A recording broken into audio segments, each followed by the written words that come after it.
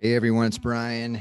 I'm seeing a lot of people concerned about World War III and nuclear warfare out there.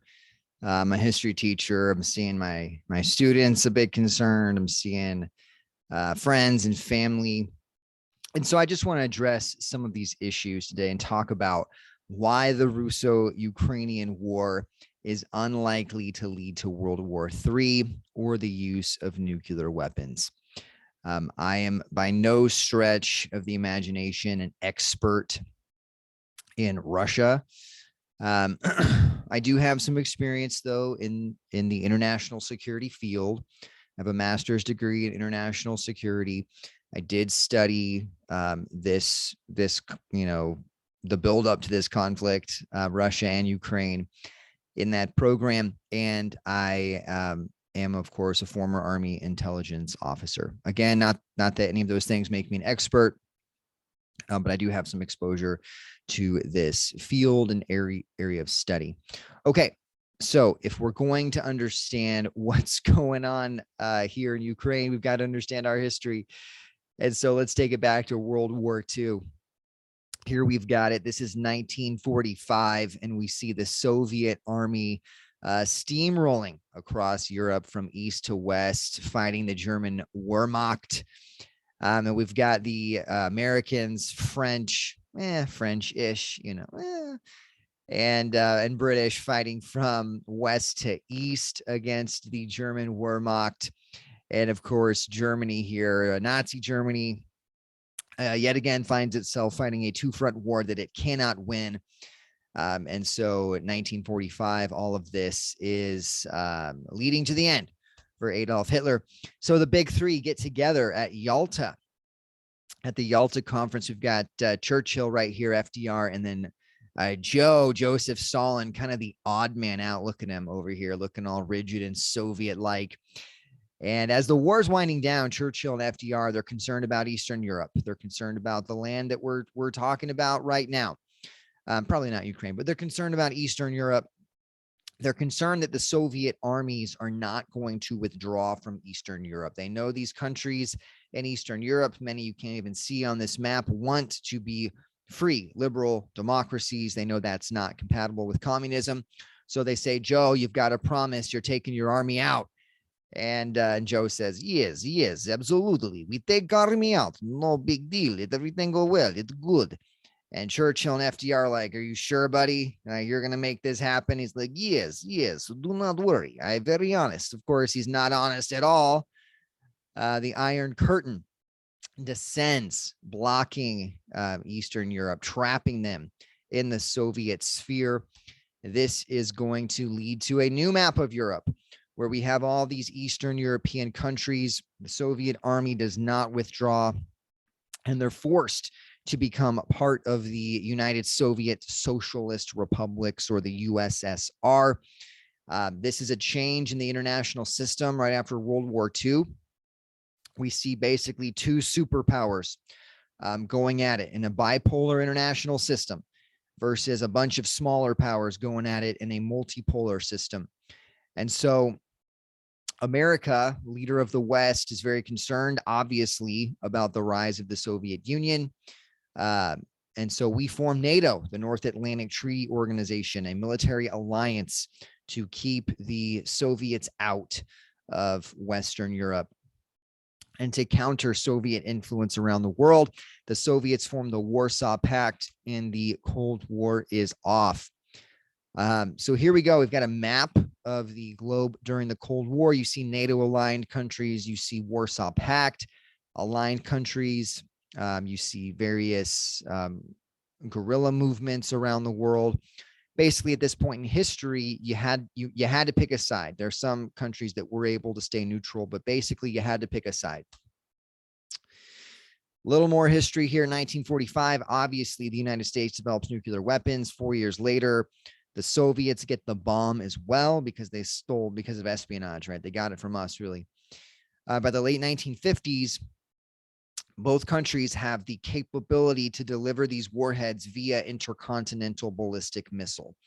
So via missiles that you can launch in your own country, they go into outer space, they fly around the planet, They re-enter the atmosphere and then descend on the other side of the world on your enemy. At the height of the Cold War, and our numbers really haven't changed, we had about 23,000 nukes. The Soviets had about 40,000.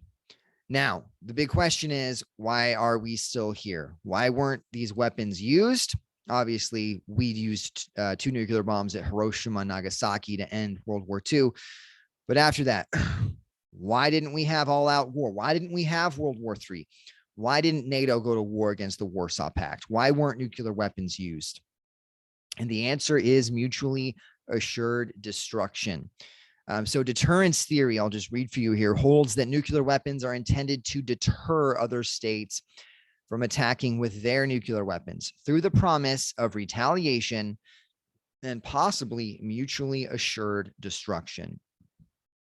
Long story short, everyone, there's no such thing as a first strike nuclear attack that takes out all of your enemy's nuclear forces. I'll say it again. There's no such thing as a first strike, so a sneak attack, nuclear attack that takes out all of your enemy's nuclear forces. Why is this? Because both sides have worked very hard to make sure that if there is a sneak attack, they will have redundant capability, meaning they will have thousands of nukes left that are hidden and that can be used immediately to target the attacker. Okay. So in the United States, we have what we call the nuclear triad. We have our land-based missiles in silos underground. We have our gravity bombs and other guided bombs we can drop from aircraft.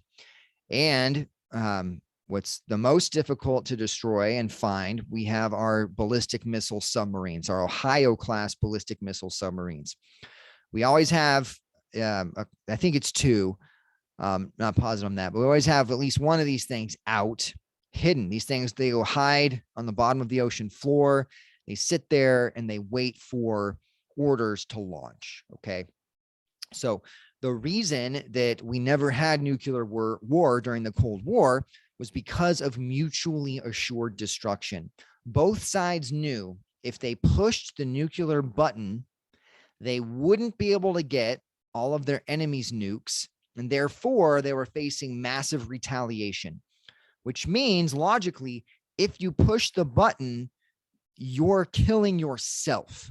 Okay, pushing the button, in this case, that means launching nukes. To push the button means to kill yourself and your family and your country, which is why they were never used during the Cold War. Because of mutually assured destruction, we never saw war, conventional war between NATO and the Warsaw Pact. Both sides knew that such a war would spiral into nuclear war. But instead of fighting a conventional war of NATO versus the Warsaw Pact, or of America versus the Soviet Union, we fought the Cold War via proxy war, which is very similar to what we are seeing right now in Ukraine. Throughout the Cold War, there were dozens of proxy wars around the world.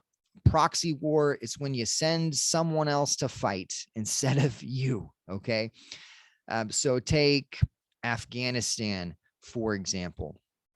The Soviets invaded Afghanistan, fought a decades-long war there. I think they went in 79 and got out in 89. I could be off a year or 2 on that. We didn't send our army into Afghanistan to counter the Soviets. We did send the CIA in to train the Mujahideen and give them weapons. Yeah, that backfired. So that they could fight the Russians or the Soviets on our behalf. Same thing in Vietnam, just flipped. The Soviets did not send, their army into Vietnam to fight us, but they and communist China mostly funded and helped the North Vietnamese. Okay, these were proxy wars. There also were many wars where both sides had a proxy. So, for example, Nicaragua in the 80s, when the United States was funding the Contras and when the Soviet Union and Cuba, by way of Cuba, really was funding the Sandinistas. This is how we fought the Cold War, again, because we were so afraid of using nuclear weapons. We were so afraid of this massive conflict between NATO and the Warsaw Pact. What this tells us is that a full-scale conventional war between NATO and now Russia is an illogical choice. A rational actor would not choose this war, nor would a rational actor, that just means someone in their right mind, nor would they choose to use nuclear weapons. Let's get to what we're seeing in Ukraine right now. So we began the talk by discussing Eastern Europe. It really shouldn't surprise you, given that historical context, that as soon as the Soviet Union dissolved, Eastern Europe clamored to join NATO, to join the North Atlantic Treaty Organization. Why? Because they knew once they were in NATO, they were protected by that same logic we were just talking about. If you're a part of NATO, the NATO charter says that if one country is attacked, it will be like every single country was attacked. So right now, if, for example, Russia attacks Estonia up here, it is like they attacked the United States, which is why Vladimir Putin, in his right mind, will never attack Estonia. Same thing with all of these countries that have joined Eastern Europe. That have joined NATO. Okay, Putin is not going to attack them if he's in his right mind, because he does not want that large-scale conventional war with NATO.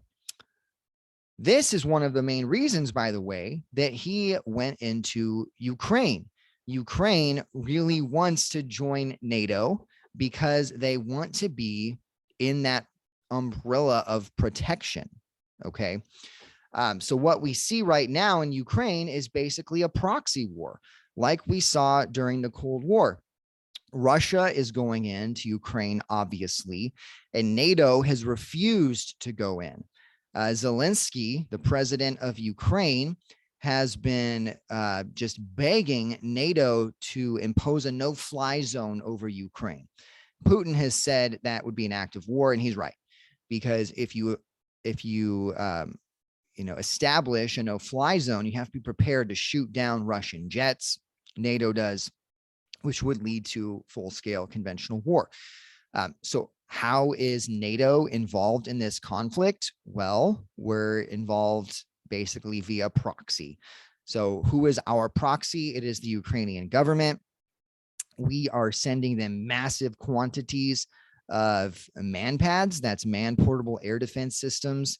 These are things like the Stinger missile guys have on their shoulders. They're firing missiles at Russian helicopters and jets. We're sending them anti-tank guided missiles that are wreaking havoc on that Russian column right now that's stalled.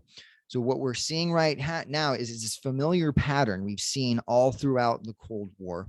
And there's nothing that I can think of that has changed this calculus. So again, Putin in his right mind, he will not attack a NATO country. And if NATO is in its right mind, it also won't send troops in to Ukraine. Now, let's get just a little more specific about what we have seen in Ukraine. Friends, there's a lot of people out there talking about this that frankly have no idea what they're talking about. People and shows and podcast people and political pundits who are really used to talking American politics, they haven't studied this stuff, and it's pretty obvious. I would really recommend, if you want better information, check out a publication. So check out Task and Purpose. They're a news site that focuses on U.S. military news. They're great. They do a great job of verifying the videos coming out of Ukraine that they post. They've got good analysis. Check out Small Wars Journal. I've written a number of articles for them. I love them, probably because they've published my stuff. And check out War on the Rocks. War on the Rocks has a bunch of podcasts, and they've got experts from think tanks. And I hate using that word experts, but they do. They've got experts from think tanks. They couldn't be wrong, but they are breaking down this conflict much better than what you're going to see on the mainstream news. Also, check out the Institute for the Study of War. They're also really good at breaking down this sort of conflict. It's what they do. Okay. This is not what Fox or CNN or even the New York Times does. Okay. All right. So why Putin won't use nukes or start World War III. So using nukes would invoke mutually assured destruction. Nothing has changed in this calculation. There are new wrinkles. Cyber attacks, those are new wrinkles. Hypersonic missiles, that's a new wrinkle, but it does not change the overall calculation that to use nuclear weapons would be, in effect, to kill yourself and destroy your own country. Attacking NATO would also be idiotic because that is linked to MAD. Okay, it is linked to mutually assured destruction. Though I could think of a scenario where NATO gets involved in a war with Russia and both sides just don't use nukes. But there's always that fear of escalation. But I'll give you an even better reason why Putin, in his right mind, would never attack NATO. Let's just talk for a moment about how this war has gone down, because it has been absolutely embarrassing for Russian forces. Point number one. This convoy has been stalled outside of Kyiv for days, basically unable to move or only inch forward because of logistical issues. That just means supply issues. I'm sure you all have heard the old adage that a nation or war soldiers march on their stomachs, right? If your logistics aren't squared away, you're not going to go anywhere. We all thought, at least I think a lot of us who watch Russia and these sort of issues, we thought the Russian military was way more capable than this. But they are stalled because they're blowing tires on their vehicles and they can't get spare tires, and they're running out of fuel. Ukrainian farmers are stealing Russian tanks with tractors. Okay. Or at least that happened one time. I've seen videos from, that have been geolocated. Not that you can't fake that, but pretty high probability they're authentic. I've seen videos of Russian Marines putting lashing logs to their vehicles to try to protect them from anti-tank guided missiles. If you can't get tires and fuel, you don't want to fight NATO. Let's talk about Russian air power. We all thought that Russia would dominate the airspace. They have not been able to. They still don't own the air.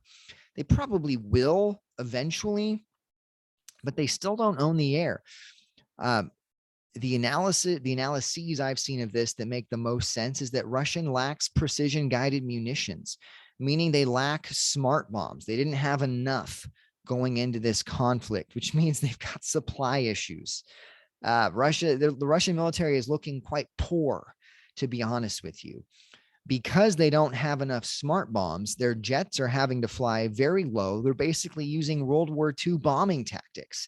They're dropping dumb bombs at low altitude, and these aircraft are super vulnerable to man-portable air defense systems, shoulder-fired missiles that we have given the Ukrainians. So what I think we're 12 or 13 days into this conflict, and Russia still doesn't own the air, and they don't have enough smart bombs, and they're running out of fuel, and their convoys are being ripped apart by anti-tank guided missiles. This is not a military that's prepared to take on NATO. At least that's not what it seems like.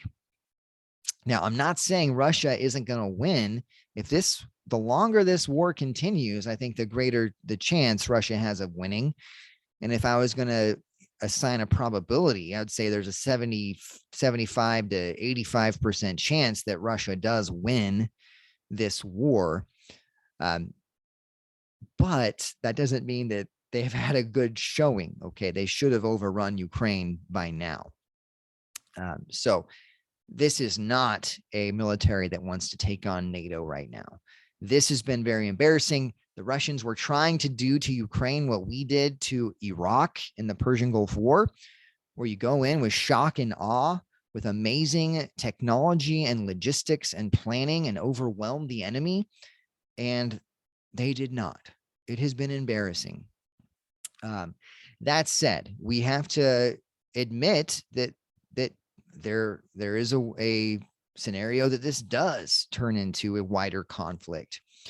What about the fog of war? Brian, what if a Russian jet accidentally drops a bomb in Poland, a NATO country? Well, we have to be prepared for accidents or misunderstandings or even miscalculations like that to happen. Reminds me of the Cuban Missile Crisis, when an American U-2 was shot down over Cuba. It reminds me of the Cuban Missile Crisis, when an American jet wandered off into Soviet airspace. These mistakes do happen. Both sides, though, know this sort of things happens. It's not like you're going to launch all the nukes. If one plane gets shot down, that's not how the system works. So I think we are prepared to handle the fog of war. We also want to remember, though, the Guns of August. So the Guns of August is the famous book that recounts how World War I got started, how Europe blundered into war. We do want to take a step back and understand that even though a greater conventional war is unlikely, we could blunder into it. So we do want to be careful of that. We don't want to be arrogant and say this could never happen. But my point to you is this is not something to go around worrying about. But what if Putin is not rational? Over and over throughout this talk, I've said, as long as Putin's rational, and you're right, if Putin is crazy, he could fire all the nukes. But friends, we've been living under this situation since 1957. When Russians developed the first ICBMs. Okay, nothing's changed. This is where we've been. We do have protections against this. Both sides do have protections against this. Vladimir Putin can't just launch his nukes. It's not like he has a button on his desk and they fire. Okay, there is a process. It takes multiple people, multiple actors, multiple decision makers. Just like in the US, it takes multiple decision makers to fire these weapons. Is there a disaster scenario where a crazy person launches nukes? Is that possible? It is unfortunately possible. But you have to understand that even if Putin is irrational, he's going to be, not everyone around him can be insane. Okay. There's going to be someone in that room, probably multiple people in that room, probably every other person in that room, who says in their mind, oh my gosh, the president's crazy. We have to stop him. Okay. This is the sort of scenario where in the United States, the 25th Amendment gets invoked, which removes a president from office if they go crazy, among other things. Or in Russia, probably more like Putin's crazy and someone ends that. You have to understand, if Putin's in a room and he orders, let's end the world, everyone else in that room has to also be on board with, yeah, let's end the world. This will be great. And the chances, the probability of that happening are very, very low. Keep in mind, one more wrinkle here that was not the case during the Cold War is the United States now has a ballistic missile defense shield. I'm not going to tell you it's going to get every missile. It's not. But we do have, I believe it's 46 sites across this country where we've got interceptor missiles ready to go to take down incoming ICBMs. And we've got regional systems around the world. Again, would those get every missile? No, we're not there yet with our technology to get every missile, but we do have that protection as well. I think that's enough. I am not worried about this at all. I'm not losing any sleep. I think if you know history, you'd realize that the situation has basically been the same since the 1950s. Mutually assured destruction is in effect. MAD prevails. And when MAD doesn't prevail, well, let's just say we don't need to worry about it. Okay. I'm going to end this. I hope you guys have a great day. Don't walk around in fear. It's not worth it.